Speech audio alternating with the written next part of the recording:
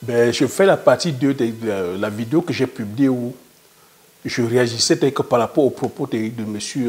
Pougala, le professeur Pougala, qui dit comme quoi le manioc t'a dit que rend bête, que le manioc rend crétin, que les Occidentaux nous ont ramené le manioc pour nous abrutir, que le manioc c'est une culture qu'on ne veut pas manger. M. Pougala a déclaré comme quoi le manioc à l'hectare produit 1 à 2 tonnes.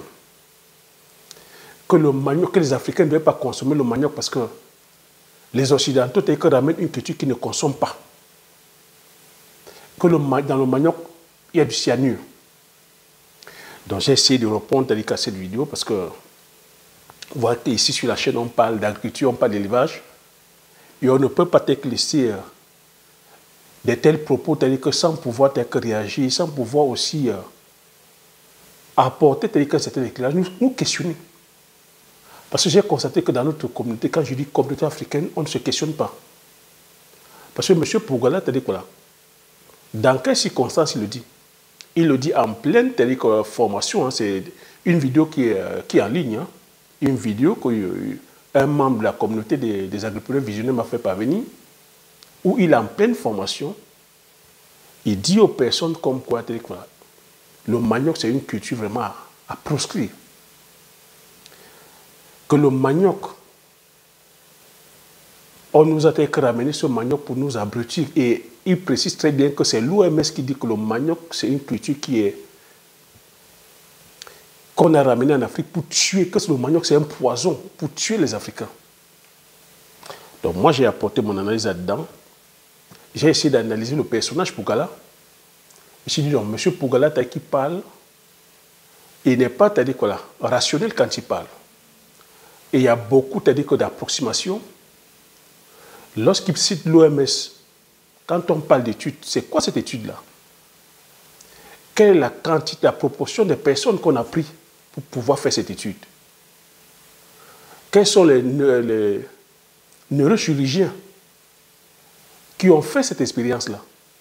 Et lorsqu'il dit que le manioc tue,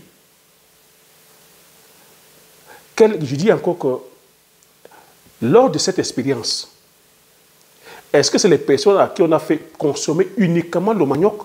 Parce que comment M. Pougala peut nous dire avec certitude que le manioc tue? Alors que lorsqu'on consomme le manioc, dans notre consommation habituelle, on ne mange pas que le manioc. Le manioc est accompagné avec plusieurs légumes. On mange le manioc avec le héros. On mange le manioc avec le héros ici qui est le coq, comme je dis d'habitude, le niétou africain.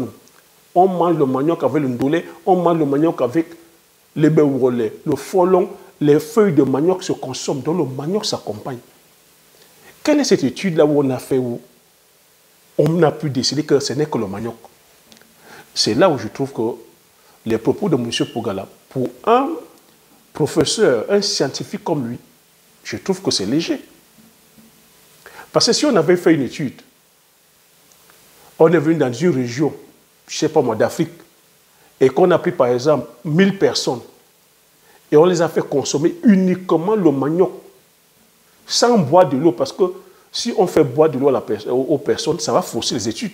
Donc c'est des personnes qui ont consommé uniquement le manioc, pendant peut-être 1 mois ou 2 mois, non-stop, donc en petit déjeuner manioc, en déjeuner manioc, en dîner manioc, comme ça pendant 2 mois. Et à chaque fois, on a fait des prises de sang, on a fait des prélèvements pour voir que l'évolution du métabolisme. Et comment on fait pour déceler même l'intelligence. En Afrique, si c'est les Européens qui viennent faire le test, et que la population, c'est une population rurale, ne s'exprimant pas en français, ça veut dire que c'est des personnes qui sont bêtes. Elles parlent bien leur dialecte. Elles réfléchissent bien à leur dialecte. Est-ce que c'est pour autant que les médecins ou les scientifiques vont décider que ces personnes sont bêtes? Donc c'est là où je dis que les propos de M. Pougala sont ironiques et que derrière ça cache un conflit d'intérêts. Ben, ça n'a pas tardé parce que lui-même il a dit que eux, ils produisent, que les Européens produisent le blé à 12 hectares, à 8 hectares, à 8 tonnes. Donc à 8 tonnes l'hectare et à 14 tonnes l'hectare. et il vient nous donner le manioc qui ne fait que 1 à 2 tonnes. C'est là où moi j'ai décidé tout de suite que l'entourloupe, que M. Pougala ne connaît même pas le rendement que du manioc à l'État. Le manioc donne un rendement minimum de 35 tonnes avec les semences paysannes, 50 tonnes avec les semences améliorées. M. Pougala a dit aussi qu'il y avait du cyanure dans le manioc. Moi, j'ai fait un peu de recherche. J'ai demandé les propriétés du manioc. Quand il dit que le manioc est pauvre, voilà les propriétés du manioc. Le manioc contient des fibres. Les fibres, c'est très, très important pour la digestion. Les fibres, telles que tous les nutritionnistes conseillent de manger les fibres. On demande de manger les fibres. Ce n'est pas pour rien qu'on demande de manger des fruits et des légumes. Parce que ça contient des fibres. Le manioc contient les fibres. Et qui est très bon pour la digestion. Ce que le blé n'a pas. Le blé, c'est-à-dire voilà, ce blé raffiné n'a pas de fibres. Il faut manger un blé, c'est-à-dire que pas raffiné pour avoir un peu de fibres. Le manioc contient les fibres. Le manioc contient plusieurs nutriments, dont le cuivre, le thiamine, la vitamine A, la vitamine C et le sélénium. Le sélénium et la vitamine C sont de puissants antioxydants. Donc le sélénium et la vitamine C, des puissants antioxydants. Quand on dit ici antioxydants, c'est quoi? C'est que c'est des vitamines qui empêchent que le vieillissement et le vieillissement de la peau. Mais vous vous étonnez pourquoi que nous les Africains, nous avons la peau dure. Comment on ne vieillit pas vite? Et les Occidentaux s'étonnent pourquoi on ne vieillit pas, nous n'avons pas les rides. Parce qu'on mange le manioc, les gars. Parce qu'on mange les maniocs. Donc, le manioc aussi contient des glucides. C'est riche en glucides. Donc, les glucides qui sont l'amidon. Donc, voilà pour M. Pougala qui dit que c'est des bourratifs, que ça ne contient rien. C'est tellement riche le manioc. Donc, M. Pougala donc dit ici que on a ramené ça, c'est-à-dire que voilà, pour nous appauvrir. Pourquoi les Occidentaux ne mangent pas? Moi, j'ai une raison à cela. Que les Occidentaux ne cultivent pas ça. Pourquoi? Parce que j'ai expliqué que le manioc, c'est une culture qui va sur 12 mois. 1 à 12 mois. Et qu'ici en Occident, le climat est tempéré, il fait froid. Et on ne peut pas produire le manioc parce que quand il neige, le sol est compact, le sol est gelé. Donc si tu mets le manioc ne pourra pas produire parce que le manioc pousse sur des sols drainés, des sols aérés et très meubles et bien profonds. Le manioc ne pousse pas sur les sols compacts. C'est pour ça qu'il faut toujours avoir des sols aérés. Et comme ici, que la météo, ici en Europe, en Occident, la météo change, la météo est changeante. Il y a l'hiver, le manioc ne pourra pas tenir parce que ça va sur 12 mois. C'est pour ça qu'ils n'ont pas pris le manioc. Par contre, ils ont pris le maïs, ils ont pris les pommes de terre. Quand je dis ils ont pris, c'est parce qu'ils sont allés récupérer ça en Amérique du Sud. Maïs, pommes de terre, ils ont découvert sur le manioc d'abord. Le maïs et les pommes de terre, ils ramènent ça ici. Pourquoi? Parce que le maïs et les pommes de terre, c'est des cultures à cycle court. Il faut bien noter ça. Des cultures à cycle court. Est-ce que c'est pour autant qu'ils consomment, c'est-à-dire qu'autant le maïs, vous qui êtes ici en Occident, dites-moi, vous mangez autant le maïs? Est-ce que vous mangez autant le maïs? Vous avez vu que sur les tables, ils mangent le maïs frais? Vous les voyez ici en train de manger le couscous de maïs? Ils produisent des céréales ici pour nourrir les animaux. La part de céréales qu'on consomme, c'est 30%. 30%. Et 30% dans la pâtisserie, dans la boulangerie. Le reste, c'est pour produire de la protéine animale. Le reste, c'est pour faire l'éthanol. Donc, j'ai eu... vous êtes comme ça nombreux et nombreuses à réagir par rapport à cela.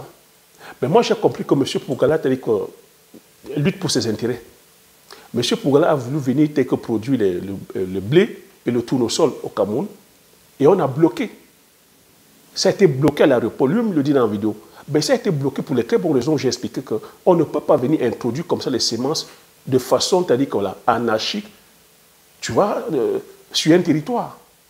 Parce que si c'est des semences OGM, ça peut venir modifier la génétique de toutes nos semences, de toutes les semences dans la région où il a planté. Parce que ces semences peuvent venir rendre stérile toutes les autres cultures autour, que ce soit les cultures vivrières ou les cultures pérennes ou les agrumes, par le pollen. Donc c'est délicat. Donc M. Pougala, à travers cela, c'est-à-dire que je pense qu'on nourrit une haine. Et je vois aussi qu'il nourrit aussi une haine aux politiques. Hein. Moi, après, c'est-à-dire que c'est sa façon de penser, mais on ne peut pas venir développer une industrie sans être en accord avec le politique. Je vous ai tout dit ça. Si on va aller faire de l'industrie, c'est le politique, c'est le gouvernement qui accompagne les industriels. Vous ne pouvez pas être là à insulter les partis, le pouvoir en place, à insulter le président et vouloir aller faire un truc d'envergure. Comment? C'est les États qui font les recherches. Et il faut comprendre ici que les semences, c'est le diamant. Les semences, c'est la propriété privée ici des Occidentaux. Tout ce qui est graines, le blé, le colza, le tournesol, le maïs, le soja, et même dans les maraîchages, les semences appartiennent aux compagnies privées. Bayer, Monsanto, Syngenta et Magrin ici en France, c'est des compagnies privées.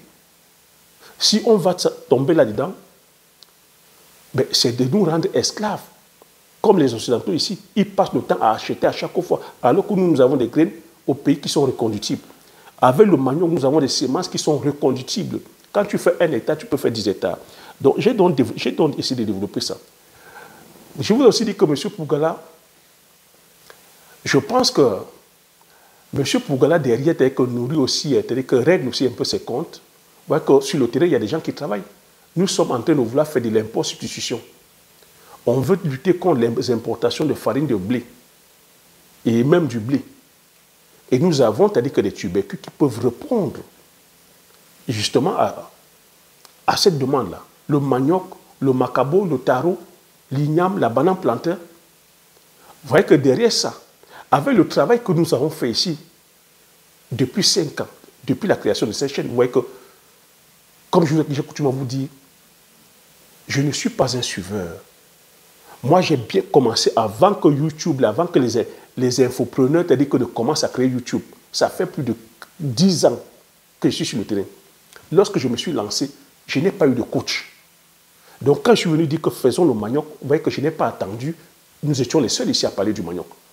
Jusqu'à ce que la crise ukrainienne arrive et que tout le monde dit que se rende compte que non, on doit les faire. Vous voyez qu'aujourd'hui, les États sont en train de favoriser ça. Au Cameroun, on a carrément validé ça. L'impôt substitution. On a comme ça la population qui est en train de produire le manioc. On a des capitaines d'industrie qui sont allés faire les 3000 hectares. Il y a des personnes qui font 10 hectares, 20 hectares, 30 hectares, 2 hectares. Le manioc, c'est une culture qui peut facilement sortir des personnes de la pauvreté parce que le coût de production est très bas. Et la production à l'hectare est plus rentable que les céréales. Les céréales, que si on va produire en Afrique aujourd'hui, on va danser entre 2 et 3 tonnes, pas plus. Donc, vous voyez que M. Pougala, j'ai posé la question, n'y a-t-il pas conflit d'intérêts? N'est-il pas en train de travailler pour d'autres entités? N'est-il pas en train de plaider plutôt pour la cause des importateurs de céréales? Ou même pour les boulangers? Parce que n'oubliez pas qu'il y a un lobbying, les gars. Il y a un puissant lobbying. Le lobbying de la farine de blé, c'est puissant. Hein? Eux, ils défendent les intérêts. Ils sont capables de venir subventionner même les boulangers. Subventionner même les importateurs pour ne pas perdre la part de marché. Donc ne perdez pas ça de vue. C'est très important ce que je dis. Et que même les revues scientifiques, ça se questionne. Quand il dit que c'est l'OMS qui le dit, quels sont ceux qui ont fait les études? On doit questionner que les chercheurs.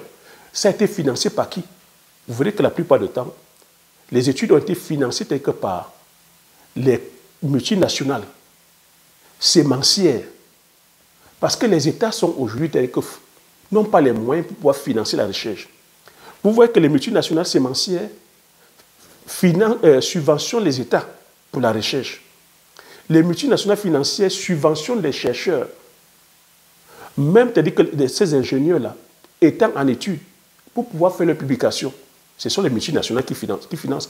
Donc, quand une multinationale vient financer ta recherche, à toi et moi, quel est le rapport que tu peux donner lorsqu'il faut faire une étude? Pourras-tu faire, c'est-à-dire un rapport de façon, c'est-à-dire rationnelle, incriminant, c'est-à-dire que la multinationale? Jamais. C'est comme ça qu'ils amadouent, c'est-à-dire que ces chercheurs. Aux États-Unis, ce n'est pas caché. Aux États-Unis, la désinformation, c'est-à-dire que scientifique, c'est monnaie courante, ce n'est pas caché. En faveur, c'est-à-dire que des multinationales. Donc, il ne faut pas prendre ça à la lettre. Il faut plutôt aller prendre la recherche des experts indépendants. Et quand on fait une étude, on fait une contre-étude. Monsieur Pougala, c'est-à-dire que c'est un professeur, c'est-à-dire que ça, il doit le savoir, mais tu vois, il prend les informations qui l'arrangent. Quand ça ne l'arrange pas, il est dans le complot. Oh, c'est les Blancs qui ont fait ceci, c'est les Blancs qui ont fait cela. Donc, j'ai fait donc ces sorties. Vous êtes comme ça nombreuses à réagir là-dessus, tel que je fais cet échange pour qu'on réfléchisse un peu. Oui, parce qu'on passe le temps comme ça, c'est-à-dire que dans la théorie du complot, on passe le temps, c'est-à-dire que là, à prendre pour bénir, oui, tout ce qu'on vient nous dire, oui, tout c'est la faute des Blancs, c'est la faute du gouvernement, c'est la faute de ceci. Et des fois, on prend pour agent comptant parce qu'on dit qu'on est professeur, on prend pour agent comptant ce que le professeur dit, non. Il n'a pas la science infuse sur tout, non. Donc, je réponds donc à une question. Vous êtes plusieurs à répondre dans le sens où vous êtes tous, presque tous unanimes que non, le manioc, ce n'est pas un poison. Le manioc est consommé en Amérique du Sud depuis des milliers d'années. Le manioc est produit en Asie. Le manioc, on le consomme en Afrique depuis des décennies. On n'a jamais eu de soucis. Et que même sur le plan métabolique, on n'est pas tous prédisposés de la même façon. Tu peux être peut-être allergique à un truc et que tu vas manger le manioc, rien ne peut stipuler que ce soit le manioc parce que on mange une multitude de choses. On accompagne le manioc avec la tchéké, on mange la tchéké avec du poisson, avec des légumes.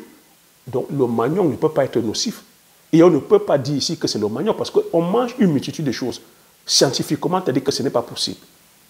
On ne peut pas déceler comme ça que c'est le manioc. Il faudrait qu'on ne mange uniquement le manioc pendant plusieurs, c'est-à-dire que je veux dire plusieurs mois pour qu'on puisse déceler que c'est le manioc qui est à l'origine. Donc, par rapport à cela, c'est-à-dire que j'ai reçu c'est-à-dire que le message, hein, son message est sur la vidéo. Donc, j'ai commencé à lancer la vidéo, je ne me suis pas peut-être présenté. Hein. Pour toi qui me découvre pour la première fois, je m'appelle. Bonjour, pour toi qui me découvre pour la première fois, je m'appelle Thierry Toko. Donc, ici, on parle d'agriculture, on parle d'élevage, on parle d'entrepreneuriat, on parle d'investissement. Le but de la chaîne est enfin de valoriser, c'est-à-dire de vulgariser les richesses de notre terroir. Donc, si c'est une thématique qui te parle, tu es la bienvenue, c'est-à-dire que tu cliques, c'est-à-dire que sur sur le petit bouton rouge, tu mets ton pouce, j'insiste de mettre le pouce afin que l'algorithme pousse à plusieurs d'entre vous. Vous savez qu'ici, on parle des sujets très délicats, des sujets très sensibles. Vous voyez que depuis la création de cette chaîne, on est ici, voilà, à aller valoriser les richesses réelles, à aller créer de la richesse concrète. Donc je viens vous apprendre ici, à apprendre, à désapprendre et à réapprendre à nouveau. Donc j'ai eu le message il va se reconnaître, ou il ou elle, hein, c'est Dominique sur son message. Son message est là, c'est-à-dire que sur la vidéo que j'ai faite. Voilà comment il répond. Si tu es vraiment un scientifique, chers agripreneurs visionnaires, je n'ai jamais dit ici que j'étais un scientifique. Vous pouvez témoigner pour vous qui êtes des anciens. Je n'ai jamais dit ici que je suis un scientifique. Je ne me suis jamais attribué de titre. Vous me voyez, je parle ici, je ne vous ai jamais dit que je suis le meilleur dans ceci, je suis le meilleur producteur, je suis le meilleur agriculteur, je suis le meilleur éleveur, je suis le meilleur en business. Je ne m'attribue pas de titre. J'ai dit ici qu'on apprend. Et le danger que nous avons chez nous, c'est qu'on est toujours en train de s'attribuer les titres ronflants, mais derrière, on est hyper nul. Moi, je vous ai dit que je peux déceler que tous ces imposteurs et tous ceux qui sont en posture, mais moi, je ne prends aucun titre. Donc déjà, mon cher Dominique, tu as faux quand tu dis que si tu es vraiment un scientifique. Je n'ai pas dit que j'étais un scientifique. Si tu en es un, ben on va voir. Tu t'essaierais de dire que voilà, penché sur l'origine du manioc. Ben oui, nous connaissons tous l'origine du manioc. On a dit ici que le manioc est originaire d'Amérique du Sud. Ce n'est pas ça le problème. Mais moi, j'ai toujours dit qu'on cultive selon les terroirs. On cultive selon les zones agroécologiques. Peut-être c'est le vocabulaire qu'on ne comprend pas. Que les cultures s'adaptent selon les sols. Quand on dit terroir, c'est selon les sols. L'origine, c'est-à-dire que n'importe peu, mais c'est selon les sols. Donc les cultures, voilà. On cultive selon les terroirs. Et le manioc est adapté à notre terroir. Ça s'adapte bien à notre terroir. Et le coût de production est adapté. Le rendement est aussi adapté. Voilà, voilà c'est-à-dire que je vais dire, les choses qu'il faut prendre en compte. Donc il dit, voilà, tu te serais penché sur les origines du manioc. Pougala peut-être fou. Bon, moi je ne traite pas Pougala de fou. Hein. Il a donné ses propos et on débat dessus. Donc bon, tu dis Pougala peut-être fou. Nous qui pensons que l'avoir consommé que depuis des années, il parle du manioc depuis que des décennies, fait de nous, fait du manioc le nôtre. Bon, nous qui consommons depuis des années, que fait le manioc le nôtre, non. On connaît l'origine du manioc, mais on dit c'est adapté à notre terroir, adapté, on a adopté ça, et c'est facile à produire, et ça nous donne comme ça plusieurs dérivés. On n'est pas ici en train de réclamer que la paternité, mais on dit c'est adapté à notre terroir, adapté à toutes les bourses. C'est une culture qui est bien adaptée pour le peuple. Oui, contrairement à d'autres cultures, tel que je vous explique. Voilà. Quelle est cette culture qui appauvrit drastiquement les sols? Donc, quelle est cette culture qui appauvrit drastiquement les sols? Et il a mis un emoji où il rigole. Le manioc, c'est-à-dire qu'appauvrit les sols, c'est-à-dire que c'est un abus de langage qu'on dit. Toutes les cultures appauvrissent les sols. Le manioc appauvrit le sol parce que c'est une culture qui est pérenne. C'est une culture qui va sur 12 mois. Contrairement aux autres cultures qui sont saisonnières, le problème avec le manioc, tu vois, c'est que c'est parce qu'on consomme tout sur le manioc. On consomme les feuilles de manioc, on consomme les racines de manioc, les boutures de manioc sont utilisées que pour la semence. Donc on enlève tout. Et je vous ai dit ici qu'un sol ne doit pas rester nu. Un sol doit toujours avoir de la matière organique. Donc le manioc, comme c'est une tubercule, ça récupère les nutriments au sol. Pour que la racine puisse grossir, ça absorbe les nutriments. Et comme le cycle est sur 12 mois, ben c'est normal que tu reviennes rajouter de la matière organique, que tu viennes amender ton sol. Ce n'est pas qu'un reproche, c'est du b.a.-ba tout simplement. À chaque fois où tu cultives, tu dois venir encore nourrir ton sol avec de la matière organique, avec de la matière végétale. Ce n'est que normal. Quand tu dis que le manioc appauvrit, ce n'est pas un scoop. Toutes les cultures appauvrissent les sols. Le blé appauvrit le sol. Ce n'est pas pour rien qu'ils produisent le blé ici avec des tonnes d'engrais. Ce n'est pas pour rien qu'ils produisent des céréales avec des tonnes d'engrais. Mais c'est parce que ça appauvrit les sols. La mécanisation encore vient appauvrir parce qu'ils sont encore en train ils retournent la terre, ils cassent les agrégats, et ils mettent les bactéries en activité, ça appauvrit les sols, mon gars. Ce n'est pas un scoop. Donc, on ne plante pas, on ne plante pas non plus, voilà, on ne plante pas non plus le café et le cacao en Europe. Mais les Occidentaux, en consomment en profusion. Questionnons-nous, chers Africains. On est en 2025. Je vais répéter cette partie. Il dit on ne plante pas le café et le cacao en Europe, mais les Occidentaux en consomment à profusion. Questionnons-nous, chers Africains, on est en 2025, bon sang, il pousse un bon cri. Hein? Et il pousse un coup de gueule, bon sang. Oui, mon cher, je vais répondre là-dessus. Le café, c'est-à-dire que, déjà pour répondre, le café est originaire, c'est-à-dire que d'Éthiopie. Le café est originaire d'Éthiopie. Et c'est le meilleur café au monde, le café arabica. Et ce café a obtenu, c'est-à-dire que le label indication géographique protégé en 2013, en même temps que le poivre. du Pendja. Le cacao est originaire, d'Amérique du Sud. Le cacao est originaire d'Amérique du Sud. Et c'est là où je vais devoir expliquer comment, comment le cacao, le café, le chocolat a fait pour atterrir en Europe. Comment le chocolat a fait pour pouvoir être aujourd'hui je vais dire,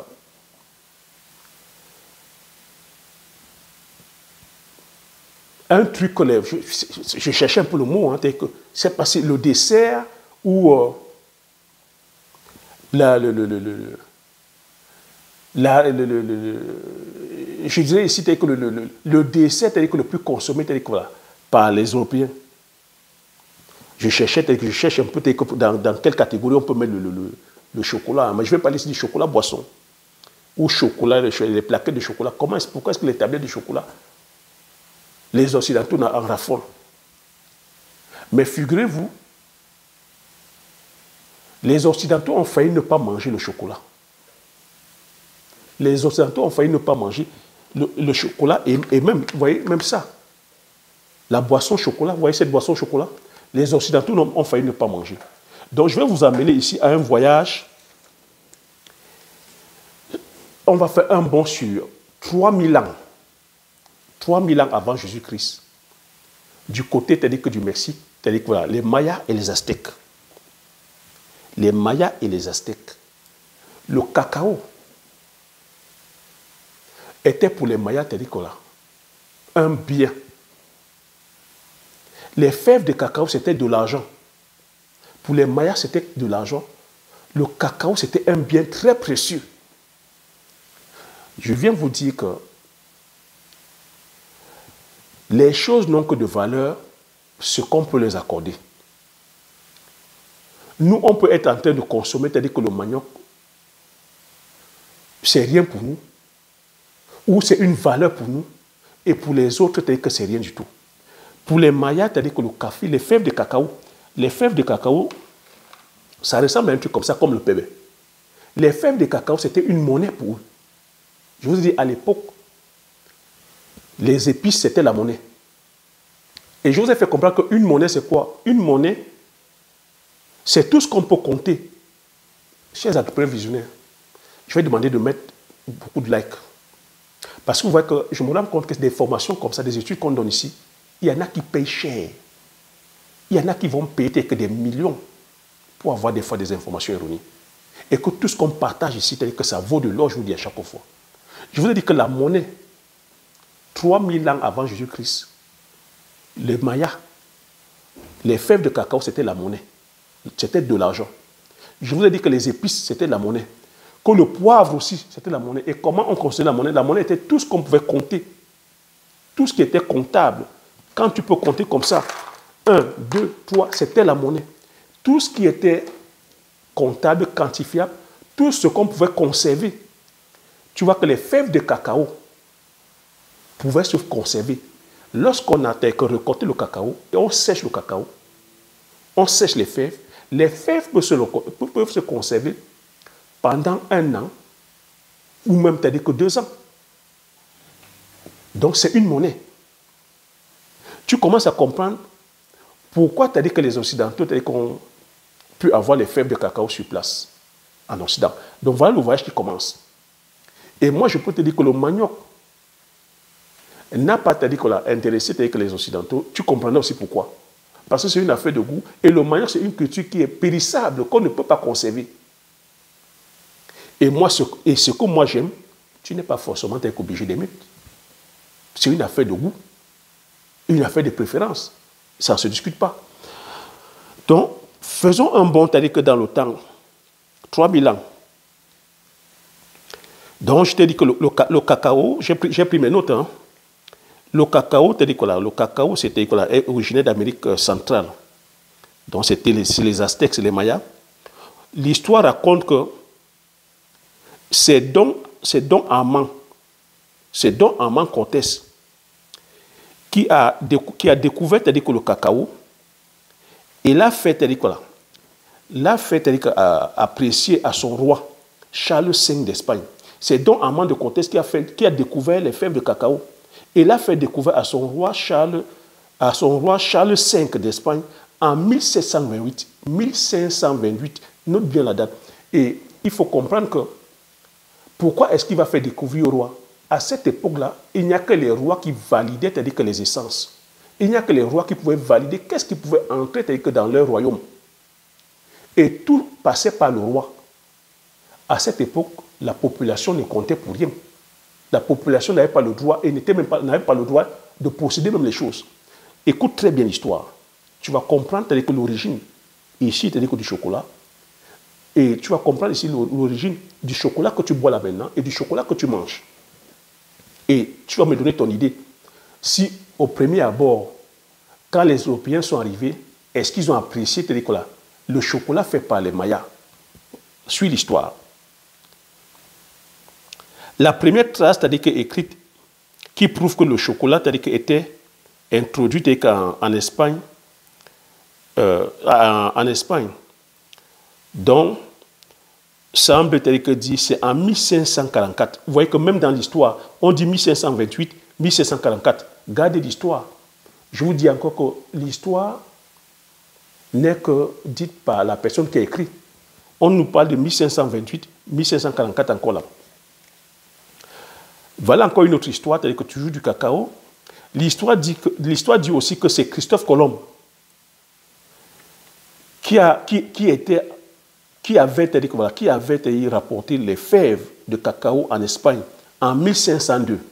Tu vois, on a 1528, 1544. On nous parle de Herman Cortés. L'histoire aussi dit que c'est Christophe Colomb qui avait rapporté les fèves de cacao en Espagne en 1502. Voilà. À son roi Ferdinand et à sa reine Isabelle. Mais Christophe Colomb a ramené les fèves de cacao au roi et à la reine. Mais l'histoire raconte que les rois n'ont pas apprécié. Tu vois, les rois n'ont pas aimé la fève. Parce que quand on ramène la fève comme ceci, la fève de cacao, quand tu la croques et que tu manges, ça a un goût, c'est-à-dire qu'un arrière-goût amer, d'amertume. Ils n'ont pas aimé. Tu vois? Ils n'ont pas aimé le cacao. Tu vois?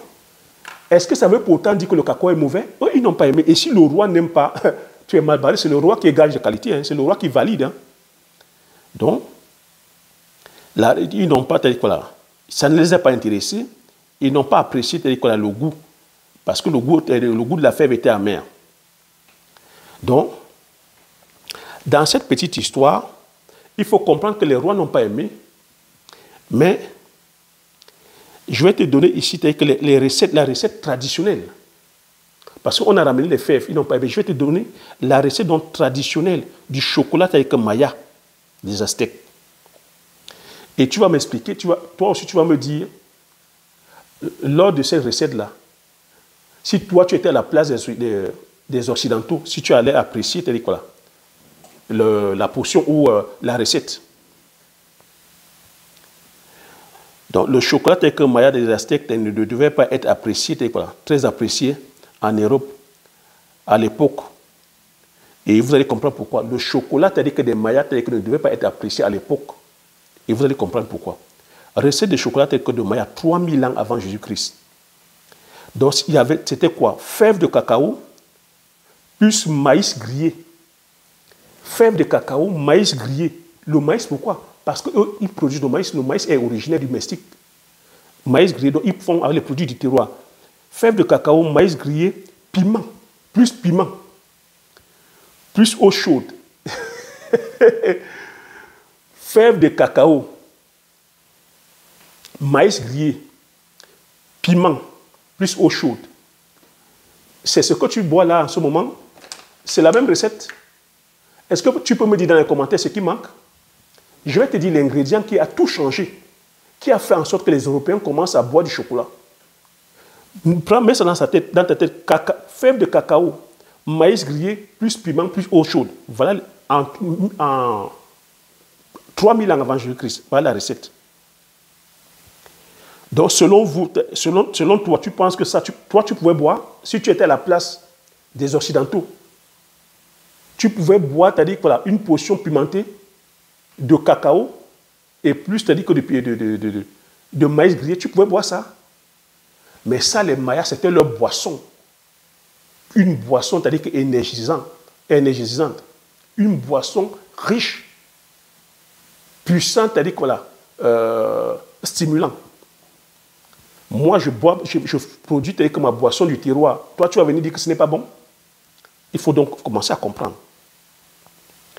Donc,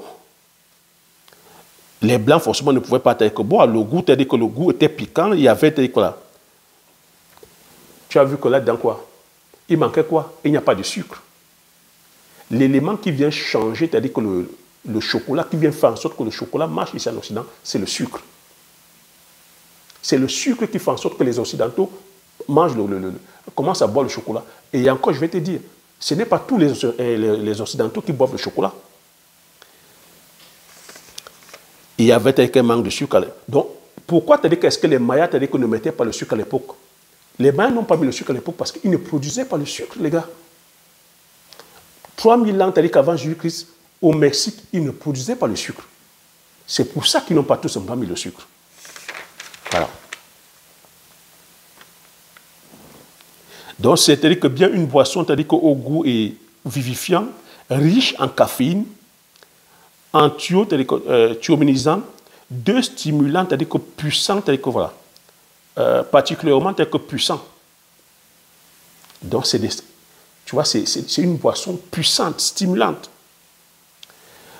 Je continue avec la recette. La recette évolue. Recette, c'est-à-dire que voilà, chocolat aztèque, 1200 ans, 1200, 1500, après Jésus-Christ.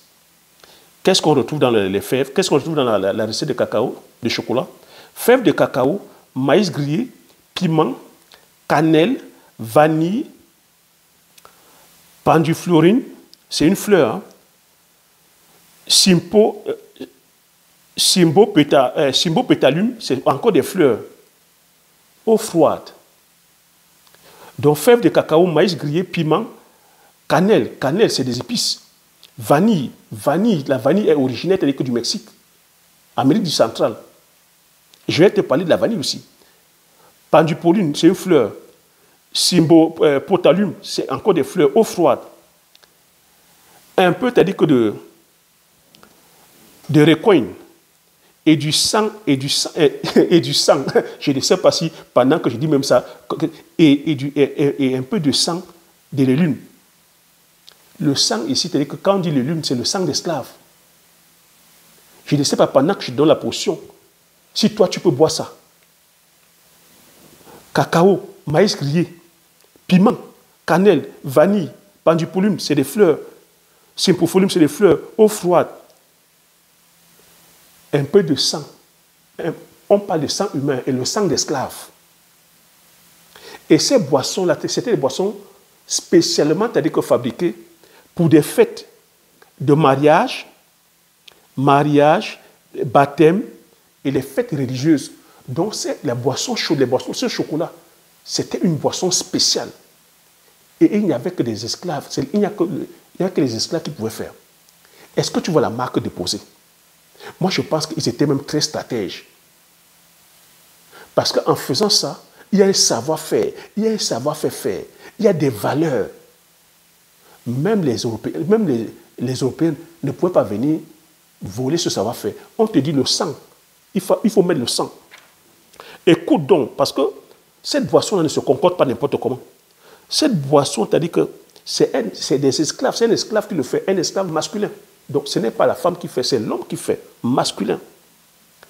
C'est une recette, c'est-à-dire que voilà,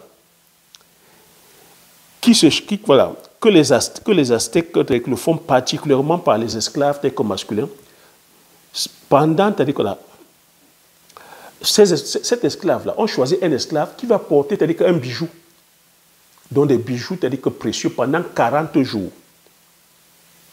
40 jours avant la fabrication, c'est-à-dire que de la boisson. Pendant ces 40 jours, il doit boire lui-même, c'est-à-dire que beaucoup zocolate, donc ils appellent zocolate, c'est-à-dire que c'était en leur langue à l'époque, donc X-O-C-O-L-A-T-L, zocolate, fabriqué avec du sang, récupéré, c'est-à-dire que sur l'épée d'obsédien. Tu vois, il doit récupérer le sang, c'est lors des combats, il récupère le sang. Lui-même qui fabrique, il doit boire ça beaucoup. Et il doit récupérer le sang. C'est-à-dire quoi, récupérer sur les guerriers. Au 40e jour, il danse jusqu'à mourir avec l'épuisement. Puis son sang est ajouté à la préparation du chocolat. Donc, celui qui fabrique ce chocolat-là, il danse jusqu'à épuisement. Puis il prend, il récupère son sang, il met dans la préparation du chocolat. Ça donne la couleur rouge. Je ne sais pas si tu peux boire ça. Dis-moi dans les commentaires. Tu peux boire ça. Toi, tu vois un blanc en train de boire ça. Voilà. Donc tu vois, et voilà comment ils fabriquent voilà comment ils fabriquent leur boisson. Tu vois que c'est une boisson, c'est-à-dire que pour les guerriers, c'est une boisson qui a un cachet. C'est une boisson qui a des valeurs. Dis-moi comment un étranger peut venir boire ça. Comment un blanc peut venir boire. C'est pour te dire que même le manioc, ils sont arrivés, ils ont vu comment on produisait le manioc, comment les Mexicains, les habitants d'Amérique du Sud mangeaient ce manioc, ils ne pouvaient pas apprécier. Ils ne pouvaient pas aimer. Combien de fois, s'ils viennent manger notre watafoufou, ils viennent manger le bobolo ou le miondo, ou derrière des feuilles de manioc, la fermentation apporte des odeurs, mais ils vont fuir. C'est de ça qu'il s'agit. Est-ce que ça veut pourtant dire que le manioc n'est pas bon, que le bobolo n'est pas bon? Le bobolo est magnifique. Donc ce qui est sûr, c'est qu'entre-temps, la recette a été adaptée quelque part. Voilà. On retourne maintenant en Europe. Retour en Europe. L'histoire, c'est-à-dire qu'en 1528, 1544, entre les deux, je vous ai dit de retenir la date de 1528 et 1544. Donc, entre les deux dates, il faut que les historiens s'entendent. Hein. Quelle est la bonne date? Alors, le chocolat, les fèves de cacao sont arrivées à quel temps? Bon, nous, ce qui nous intéresse, c'est qu'entre-temps, ils ont eu le temps de changer la recette. Donc, la recette a été changée par les moines. Parce que, pour mieux convenir, c'est-à-dire au goût des Européens, et devinez quoi? Pour mieux convenir au goût des Européens, si vous avez bien suivi, qu'est-ce qui a été changé? Marquez dans les commentaires, je vous ai dit ça qu'avant. Ce qui a été changé, c'est-à-dire que c'est le sucre. Ils ont amené le sucre. Et parce qu'ils ont mis le sucre, les Européens ont commencé à boire le chocolat. Donc, éloigner, c'est-à-dire que le chocolat, c'est-à-dire que chaud, que l'eau, que l'on commence à dire que éloigner du chocolat chaud qu'on commence à faire café ou qu'on consomme aujourd'hui. La première recette c'est de chocolat chaud européen au XVIe siècle, c'est l'Espagne. Donc, fèves de cacao, cannelle, muscade, sucre, eau chaude. Donc, vous voyez qu'en Espagne, première recette, XVIe siècle, cacao, cannelle, muscade, sucre, eau chaude. Cette recette est très vite demandée dans le monde, enfin, dans le milieu, voilà, des aisés. Hein. Donc, cette recette est très demandée, cette recette devient à la mode dans le milieu des riches. À cette époque-là, il n'y a que les riches qui consommaient le chocolat.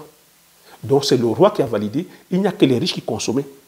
En Espagne, pendant un siècle, pendant plus de 100 ans, il n'y a que les riches qui consommaient ça. Ça ne vous dit pas quelque chose?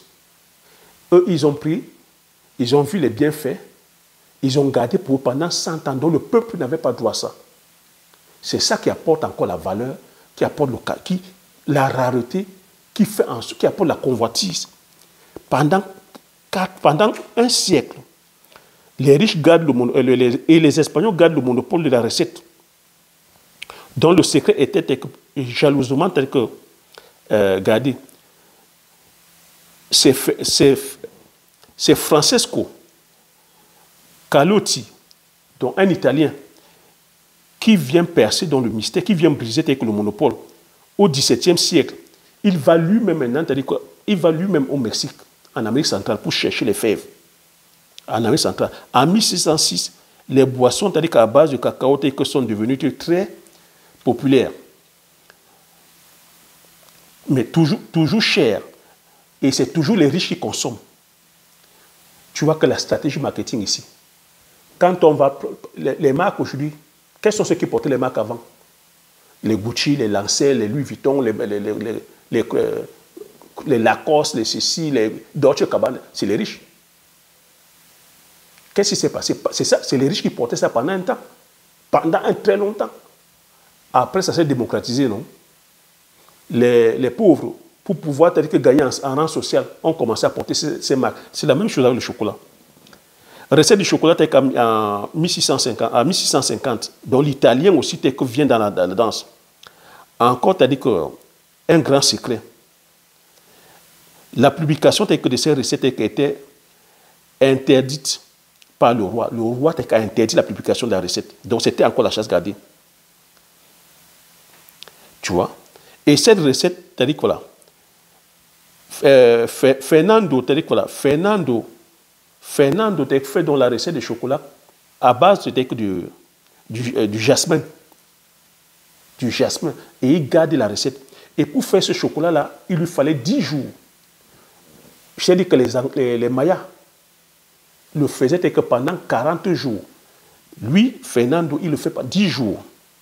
Retournons maintenant en France. La France aussi a eu sur le chocolat à partir de quel moment? La France, c'est que dans tout ça, voilà. Le chocolat arrive en France en 1615. Lorsqu'arrive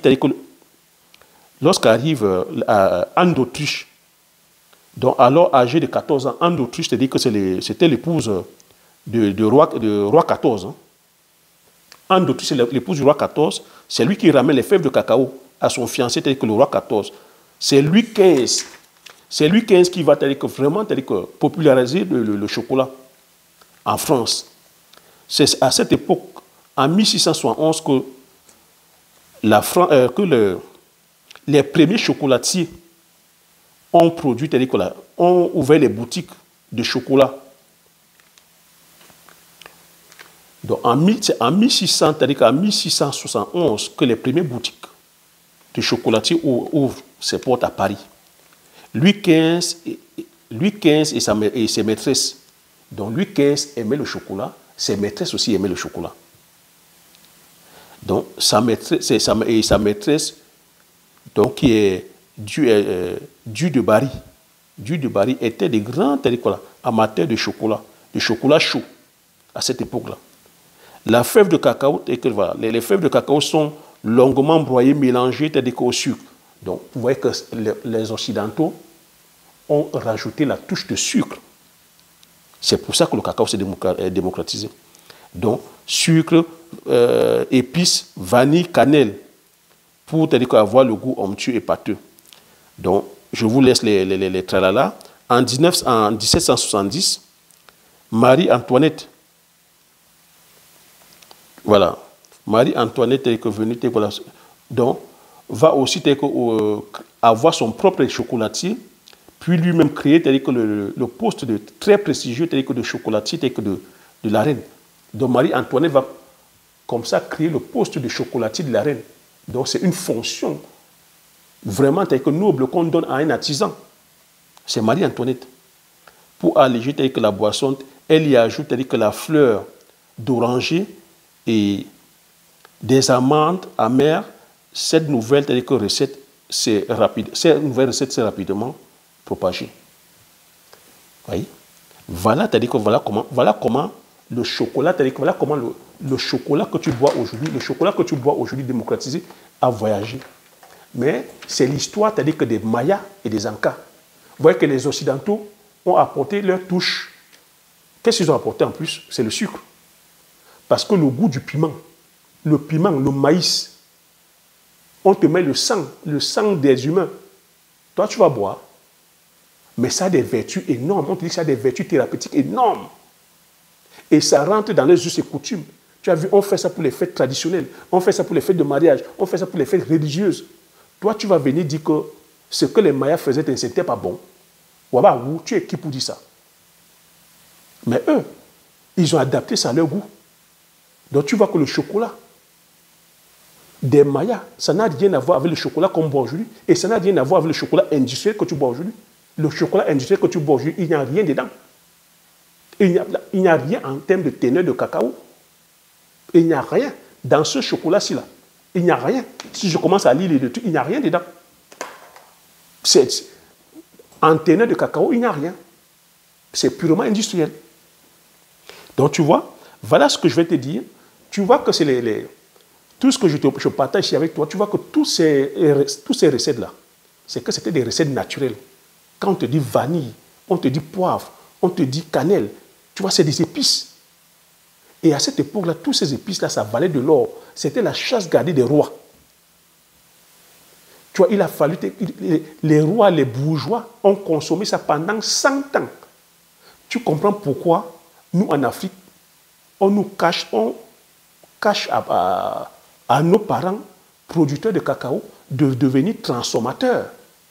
Parce qu'eux, ils connaissent la manne qu'il y a dedans. La population a commencé à consommer le chocolat ici 100 ans après que les rois et les bourgeois soient en train de consommer. Tu penses que tu trouves ça normal? Donc tu vois dans quel monde nous sommes. J'ai coutume à te dire que nous sommes dans un monde où les inégalités sont là depuis la nuit des temps.